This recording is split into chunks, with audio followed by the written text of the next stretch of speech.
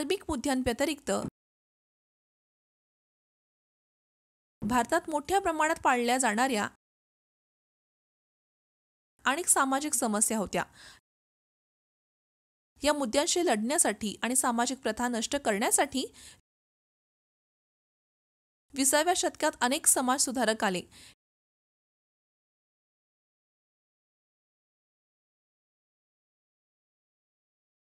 हे सुधारक होते भाग्य रेड्डी वर्मा,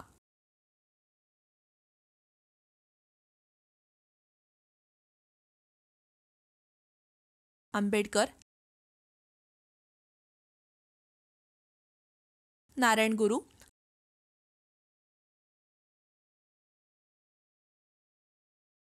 अरिगेस्वामी,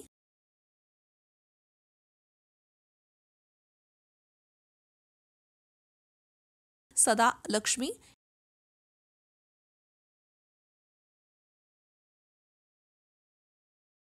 ईश्वरीबाई.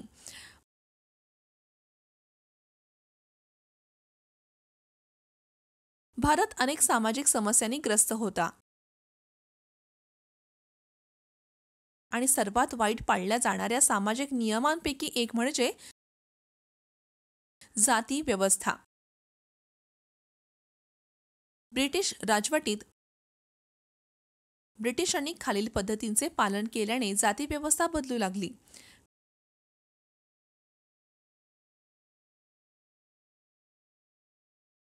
ब्रिटिश न्यायालयांनी सर्वांसाठी समान कायदे लागू केले. सरकारी धोरणे सर्वांसाठी समान होती. मिशनरी विशेषतः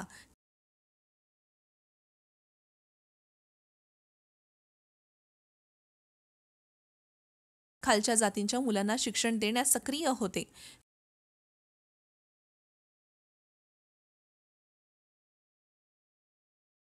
जे आतापर्यंत सर्व शिक्षणापासून वंचित होते. ख्रिश्चन मिशनऱ्यांनी शाळा उघडल्या जिथे सर्व मुलांना त्यांच्या जातीच्या पार्श्वभूमीची पर्वा न करता प्रवेश दिला जात असे. सरकारी सेवा विशेषतः सैन्यात आता सर्वांसाठी खुली होती. अगदी कमी किंवा अस्पृश्य मानल्या जाणाऱ्या जातींमधील लोकांसाठीही अनेक जण नवीन प्रकारच्या रोजगार शोधण्यासाठी नवीन उद्योन्मुख शहरांमध्ये गेले. या सर्वांमुळे खालच्या जातीच्या स्थितीत बदल घडले. ज्यांनी जाती आधारित भेदभावावर प्रश्न उपस्थित करण्यास सुरुवात केली.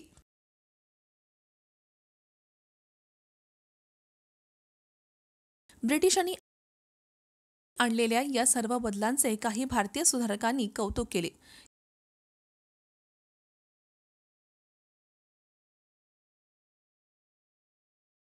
या सुधारकांनी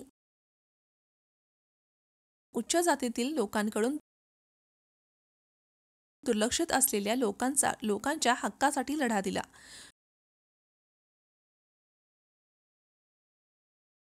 ज्योतिराव फुले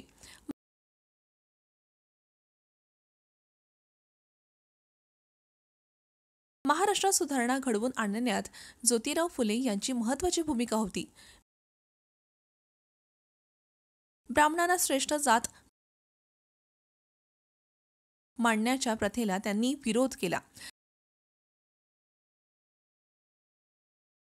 जातीय भेदभावाला आव्हान देण्यासाठी गरीब आणि अस्पृश्यांनी एकत्र यावे असा त्यांचा प्रस्ताव होता. त्यांनी खालच्या जातीतील मुलींच्या शिक्षणासाठी एक शाळा सुरू केली आणि सत्यशोधक समाज नावाची संघटना स्थापन केली.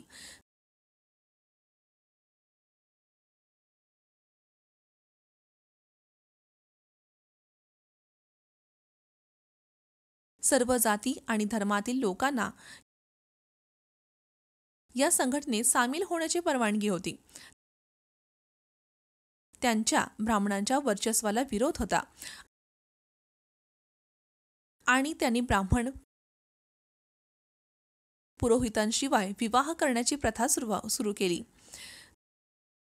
ज्योतिराव फुले यांनी समाजात दलितांना योग्य आदर मिळावा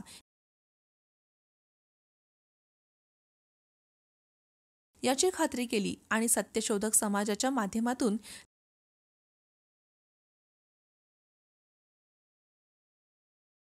त्यांनी त्यांच्या हक्कासाठी लढा दिला.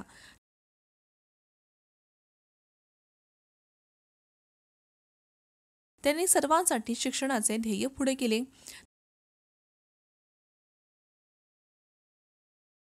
त्यांनी सामाजिक हक्कांची आणि वंचित गटांना राजकीय प्रवेशाची जाणीव वाढवली. त्यांनी विशेषतः महिलांना शिक्षित करण्यावर लक्ष केंद्रित केले. त्यांनी महाराष्ट्रातील शेतकरी आणि दलितांसाठी लढा दिला.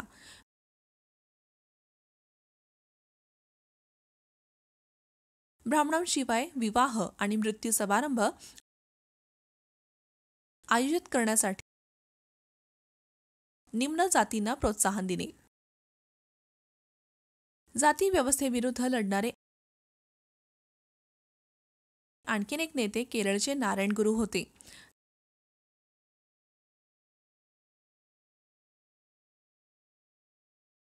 नारायण गुरु हे एक धार्मिक नेते होते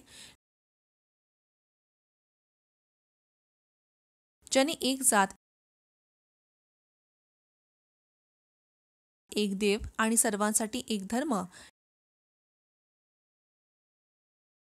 या कल्पनेचा उपदेश केला.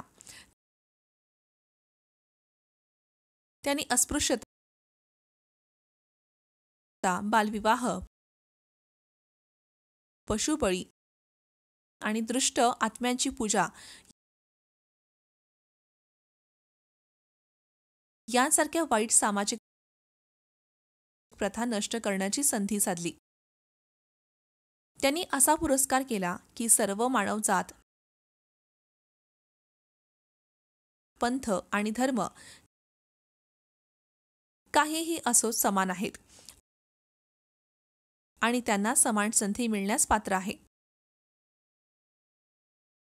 प्रत्येकाला शिक्षणाचा अधिकार आहे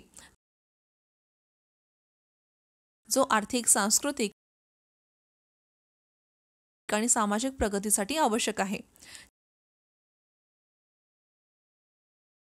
त्यांनी मंदिर परिसरात शाळा आणि वंचितांना शिक्षण देण्यासाठी इतर केंद्रे सुरू केली.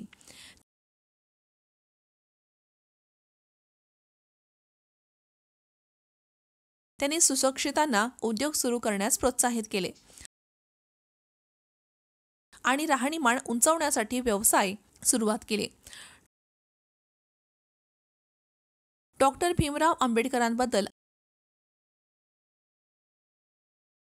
आपण सर्वजण जाणतो. ते जन्मापासूनच जातीव्यवस्थेविरुद्ध लढणाऱ्या सुधारणावाद्यांपैकी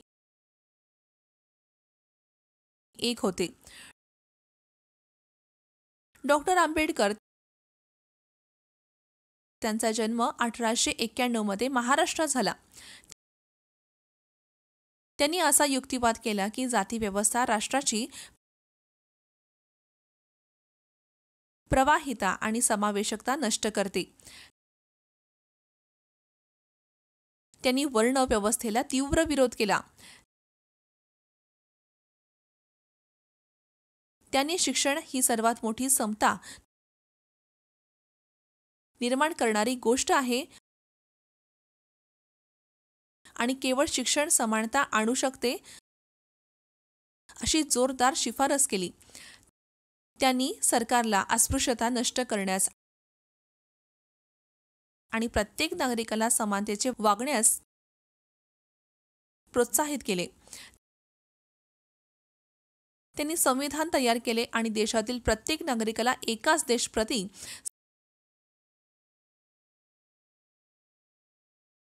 समान आणि समान अधिकार आणि जबाबदाऱ्या मिळतील याची खात्री केली.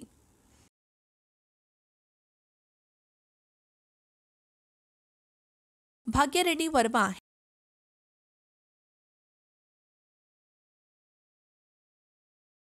हे तेलंगणातील आणखीन एक सुधारक होते. ते एक भारतीय राजकीय नेते, समाजसुधारक आणि कार्यकर्ते होते. भाग्य रेड्डी वर्मा त्यांनी अस्पृश्यतेविरुद्ध लढा दिला. त्यांनी जोगिनी आणि देवदासी प्रथा नष्ट करण्यासाठी देखील लढा दिला.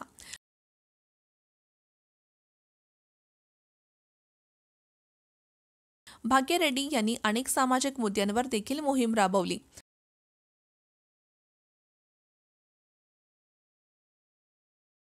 बालविवाह, काळी जादू, महिला शिक्षण, दारूबंदी. त्यांनी जात निर्मूलनासाठी हिंदू पुराणिक परंपरेचा आधार घेतला. त्यांनी तेलंगणातील हैदराबाद येथील कोटी येथील एसामिया बाजार येथे भाग्य मेमोरियल गर्ल्स हायस्कूल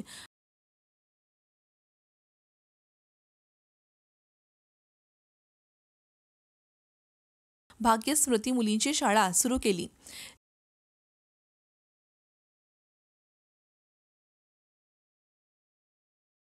जे त्यांनी 1913 मध्ये सुरू केले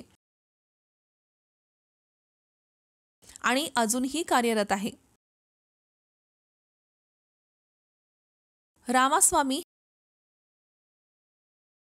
हे तेलंगणातील आणखीन एक सुधारक होते.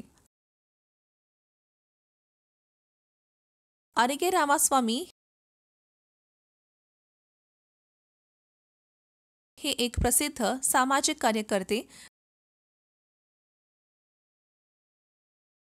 राजकारणी आणि समाजसुधारक होते. त्यांनी सुनीता बाल समाजाची स्थापना केली.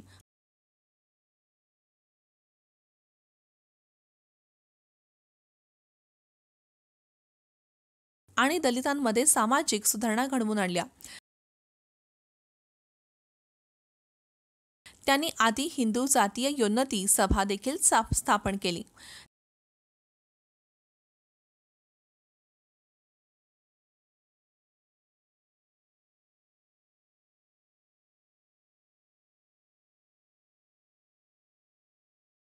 त्यांनी दलितांना इतरांच्या बरोबरीने समाजात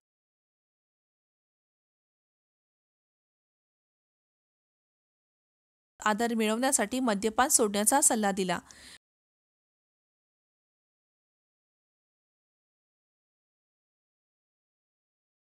त्यांनी जोगिनी प्रथेचे उच्चाटन देखील हाती घेतले.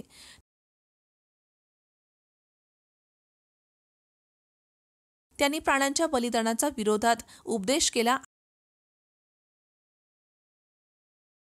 आणि बालविवाहाला विरोध केला.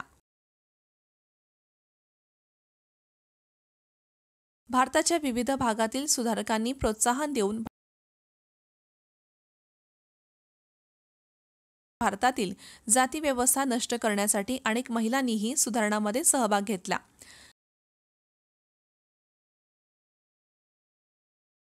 अशाच एक समाजसुधारक होत्या ईश्वरीबाई.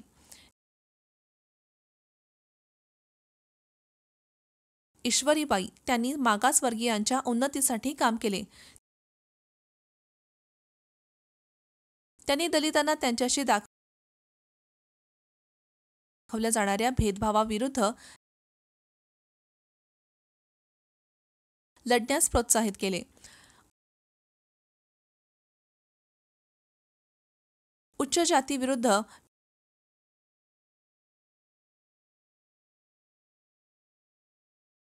पिढ्यानपिढ्या गुलामगिरी आणि जातीय भेदभाव सहन करणाऱ्या दलितांना त्यांनी पाठिंबा दिला.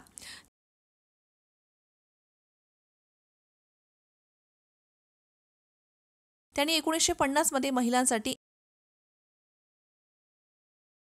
एक व्यावसायिक कार्य केंद्र स्थापन केले आणि अनेक महिलांना शिंपी, सूत कातणे, विणकाम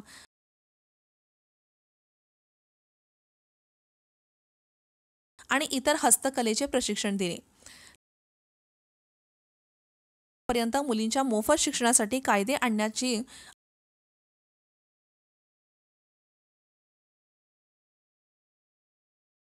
आणण्यात महत्त्वाची भूमिका बजावली.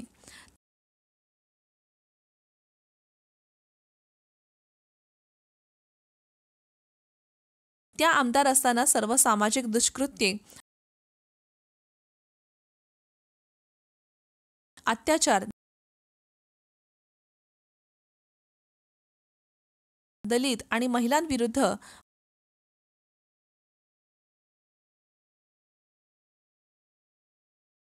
महिलांवरील अन्याय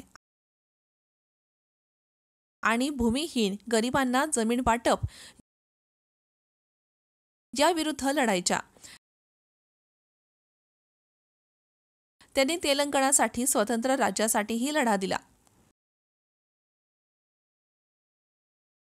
टी.एन. सदलक्ष्मी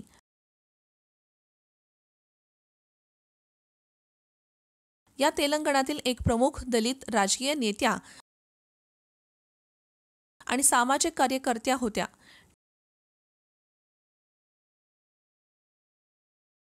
त्यांनी दलित समुदायांमधील सामाजिक सुधारणा चळवळीत सक्रिय सहभाग घेतला. त्या आर्य समाजाच्या सदस्य होत्या. त्या विधानसभेवर निवडून आल्या आणि मंत्री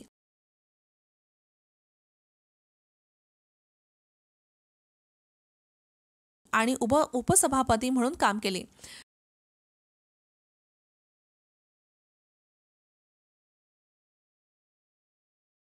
त्यांनी दलित समुदायांच्या शैक्षणिक आणि आर्थिक उन्नतीसाठी काम केले. त्या तेलंगणातील दलित सक्षमीकरणाच्या अग्रणी नेत्या होत्या. त्या ईश्वरीबाई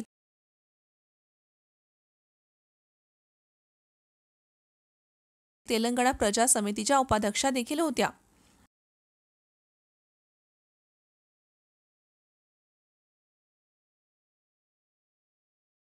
तर विद्यार्थ्यांनो, या सर्व सामाजिक आणि धार्मिक सुधारकांच्या मदतीने